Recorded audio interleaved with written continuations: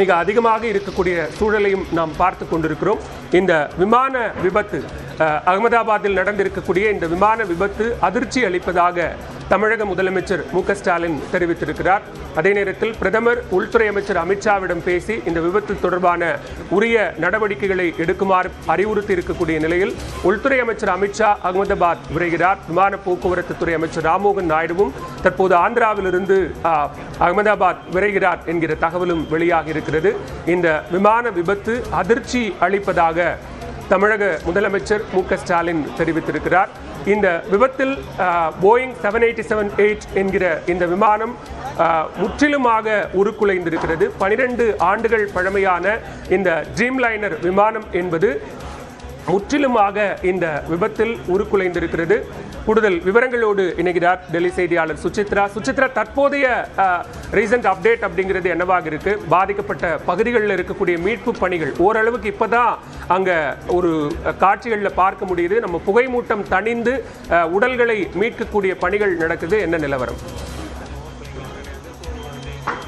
அகமதாபாத் விமான நிலையத்திற்கு அருகில் இருக்கக்கூடிய அந்த பிஜே மருத்துவக் கல்லூரியினுடைய மாணவர்கள் விடுதியினுடைய மெஸ்ஸில் இந்த ஒரு விபத்து என்பது, அந்த விமானம் விழுந்த இடம் என்பது அந்த மாணவர்களோட விடுதியினுடைய உணவு கூடமாக பார்க்கப்படுகிறது. அந்த காட்சியில் தான் அவர்கள் நேர்வியில் நம்ம பார்த்து கொண்டிருக்கிறோம். குறிப்பாக மீட்பு பணிகள் என்பது ஒருபுறம் துரிதப்படுத்தப்பட்டிருந்தாலும் 40 பேர் தற்பொழுது வரை அதிகாரப்பூர்வமாக உயிரிழந்ததாக மாவட்ட நிர்வாகம் உறுதிப்படுத்தியிருக்கிறது. ஏர் இந்தியாவினுடைய அந்த கூடுதல் மீட்பு பணிகள் அதிகாரிகள், அதாவது இந்திய ராணுவம், மாநில காவல்துறை அதிகாரிகள், தீயணைப்பு படை வீரர்கள் சார்பாக நடைபெற்று வருவதையும் நம்மால் நேரடியில் பார்க்க முடிகிறது. இந்த விபத்தில் சிக்கியதில் 53 பேர் பிரிட்டிஷ் நாட்டை சார்ந்தவர்கள், 7 பேர் போர்ச்சுகீஸை சார்ந்தவர்கள் என்ற ஒரு அதிகாரப்பூர்வ தகவலையும் ஏர் இந்தியா விமானம் வெளியிட்டு அதனுடைய அவசர கால அந்த ஒரு கட்டுப்பாட்டு எண், உதவி எண்ணையும் அதிகாரப்பூர்வமாக அறிவித்துள்ளது மிக முக்கியமாக பார்க்கப்படுகிறது. 169 பேர் இந்திய குடிமக்கள் என்பதும் இதில் பயணித்தவர்கள் என்பதும் மிக முக்கியமாக பார்க்கப்படுகிறது. குஜராத்தினுடைய முன்னாள் முதல்வர் விஜய் ரூபானியும் அதில் ஒருவர் என்பதும் மிக முக்கியமாக பார்க்கப்படுகிறது.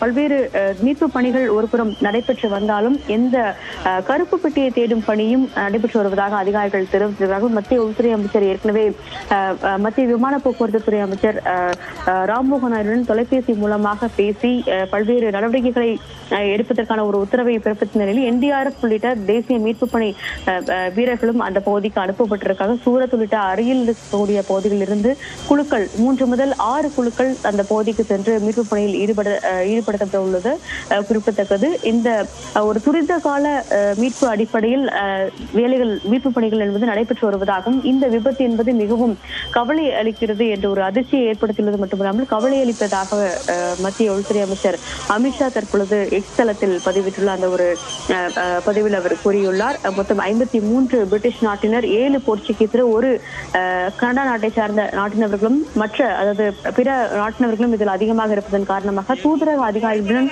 ஒரு அவர்களுக்கு வழங்கும் அந்த ஒரு தகவல்களையும் இந்திய வெளியுறவுத்துறை அமைச்சகம் மற்றும் விமான போக்குவரத்துறை அமைச்சகமானது செய்து வருவதாக முதற்கட்ட தகவலை அதிகாரிகள் தெரிவித்திருக்கிறார்கள். மாநில நிர்வாகம் சார்பாக மற்ற 169 இந்தியர்களுடைய அந்த குடும்பங்கள் மற்றும் அவர்களுடைய உறவினர்களுக்கு தகவல் கூறும் ஒரு பணியில் இந்திய மாநில மற்றும் மாவட்ட நிர்வாகங்கள் ஈடுபட்டு வருவதாகவும் அதிகாரிகள் தெரிவித்துள்ளது மிக முக்கியமாக பார்க்கப்படுகிறது. அந்த பகுதியில் அமைக்கப்பட்டுள்ள அந்த கட்டுப்பாட்டு அறைகள் மூலமாக மீட்பு பணியினுடைய அந்த ஒரு பணி எவ்வாறு நடைபெற்று வருகிறது, உறவினர்களுடைய அந்த ஒரு தொலைபேசிகளுக்கு பதில் வழங்கும் நடவடிக்கையும் செய்யப்பட்டு வருவதாகவும் கூறப்படுகிறது. முதற்கட்டமாக அந்த புகைமூட்டம் தணிந்ததை அடுத்து அந்த விமானத்தினுடைய பணிகள், அந்த சிதறி விழுந்த அந்த பாகங்களை மீட்கும் பணியும் அந்த கட்டிடத்தினுடைய இடிபாடுகளை டெப்ரீஸை மீட்கும் பணியும் துரிதமாக நடைபெற்று வருகிறது. இந்திய ராணுவம், தேசிய NDRF வீரர்கள், தீயணைப்பு படை வீரர்கள் சார்பாக இந்த ஒரு இடிபாடுகளை மீட்கும் பணியும் அதற்குள்ளிருந்து விபத்தில் சிக்கியவர்களை அதாவது மருத்துவமனையில் அனுப்பி வைக்கும் அந்த ஒரு பணியும் தற்போது துரிதமாக நடைபெற்று வருவதை நம்மால் காட்சிகள் பார்க்கப்படுகிறது. 40 பேர் வரை முதற்கட்டமாக அவரது உயிரிழந்ததாகவும் அதில் சுமார் 60க்கும் மேற்பட்டோர் தீவிர சிகிச்சை பிரிவில் தற்பொழுது சிகிச்சை பெற்று வருவதாக என்ற ஒரு தகவலை மாவட்ட நிர்வாகம் முதற்கட்டமாக தெரிவித்துள்ளது. மத்திய விமான போக்குவரத்து துறை அமைச்சர் ராம்மோகன் நாயுடு, மத்திய உள்துறை அமைச்சர் அமித்ஷா ஆகிய 2 பேருமே சிறப்பு விமானங்கள் மூலமாக விஜயவாடா மற்றும் டெல்லியில் இருந்து அகமதாபாத்திற்கு அவர்கள் கிளம்பியுள்ள உள்ளது மிக முக்கியமாக பார்க்கப்படுது. இன்று மாலை அங்கு சென்றதுடன் நேரடியாக அந்த விமான விபத்து நடைபெற்ற இடத்திற்கு நேரடியாக சென்றும் அங்கு அருகில் சிகிச்சை பெற்று வரக்கூடியவர்களையும் நேரடியாக சந்திக்க உள்ளதும் மிக முக்கியமாக பார்க்கப்படுகிறது. அவர்கள் மட்டுமல்லாமல் குஜராத்தினுடைய முதல்வர் பூபேந்திர பட்டேலும் சற்று நேரத்தில் அந்த விபத்து நடைபெற்ற இடத்திற்கு அவர் நேரடியாக சென்று மீட்பு பணிகளை அவர் பார்வையிட உள்ளார். தேவையான அனைத்து உதவிகளையும் செய்வதற்கான ஒரு தயார் நிலையில் மத்திய உள்துறை அமைச்சகம் மற்றும் பாதுகாப்பு படையானது உள்ளதாக மத்திய உள்துறை அமைச்சர் அமித்ஷா சற்று நேரத்திற்கு முன்பதாக பதிவிட்ட அந்த எக்ஸல பதிவில் அவர் கூறியுள்ளது மிக முக்கியமாக பார்க்கப்படுகிறது. நிச்சயமாக சுசித்ரா, நம்ம தொடர்ந்து பேசலாம். தற்போது சென்னை விமான நிலையத்திலிருந்து அகமதாபாத் செல்லக்கூடிய விமான சேவைகள் என்பது ரத்து செய்யப்பட்டிருக்கிறது.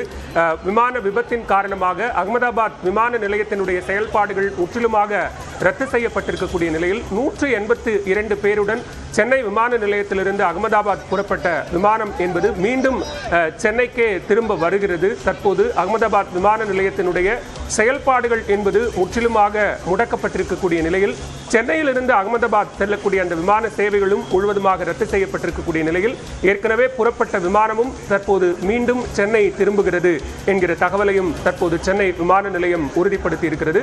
சுசித்ரா, இந்த விமானம் விழுந்து விபத்திற்குள்ளான இடம் என்பது பிஜே மெடிக்கல் கல்லூரியினுடைய ஒரு யூஜி ஹாஸ்டல் பகுதி. அந்த பகுதியில் தான் விமானம் விழுந்து நொறுங்கி இருக்கிறது, தீ விபத்தும் ஏற்பட்டிருக்கு அப்படிங்கிற தகவல் வெளியாக இருக்கு. அந்த பகுதியில் மாணவர்கள் இருந்தார்களா? அங்கு இருந்தவர்களினுடைய நிலை குறித்த தகவல் எதுவும் கிடைக்கப்பட்டிருக்கா?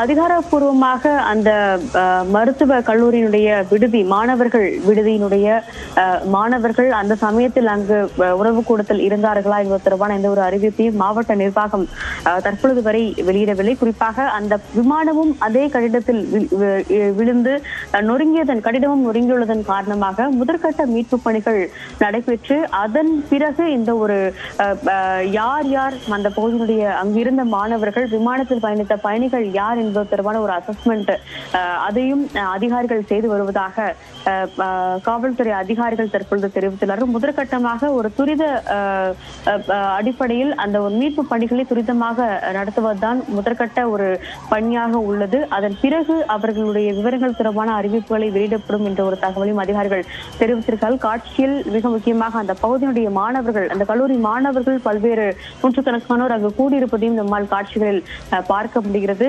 மதிய வேலை என்பதன் காரணமாக உணவு இடைவேளையின் பொழுது அவர்கள் அங்கு 100க்கும் அதிகமான மாணவர்கள் உணவு உண்பதற்காக அங்கு இருந்திருக்கலாம் என்ற ஒரு முதற்கட்ட தகவலும் கிடைக்கப்பட்டுள்ளது. பிஜே மருத்துவக் கல்லூரி மருத்துவமனையுடைய சரியாக அந்த மாணவர்கள் விடுதியினுடைய மிஸ் அமைந்திருக்கும் கட்டிடத்தின் மீதுதான் விமானத்தினுடைய அந்த ஒரு பகுதி என்பது பெருவாரியான பகுதி என்பது விழுந்ததில் அது ஒரு தீப்பற்றி எரிந்ததையும் நம்மால் காட்சிகள் பார்க்க முடியும். அந்த பகுதியில் தான் தற்பொழுது மீட்பு பணிகளையும் வீரர்கள் துரிதப்படுத்தி வருகிறார்கள். பலா, சுசித்ரா, தொடர்ந்து இணைப்பில் இருங்க, பேசலாம். தற்போது சென்னை அகமதாபாத் விமான சேவை என்பது ரத்து செய்யப்பட்டிருக்கக்கூடிய நிலையில விமான நிலையத்தின் அறிவிப்பு தொடர்பான கூடுதல் விவரங்களோடு இணைகிறார் செய்தியாளர் சுரேஷ் சென்னையிலிருந்து.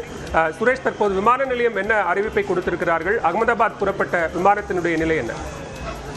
அதாவது அகமதாபாத் லண்டன் செல்லக்கூடிய விமான விபத்துக்குள்ளான சம்பவம் பெரும் பரபரப்பை ஏற்படுத்தி வந்த நிலையில் சென்னையிலிருந்து இன்று பகல் 1:30 மணிக்கு இண்டிகோ ஏர்லைன்ஸ் பயணிகள் விமானமானது குஜராத் மாநிலம் அகமதாபாத்தில் 182 பயணிகளுடன் புறப்பட்டு சென்று கொண்டது.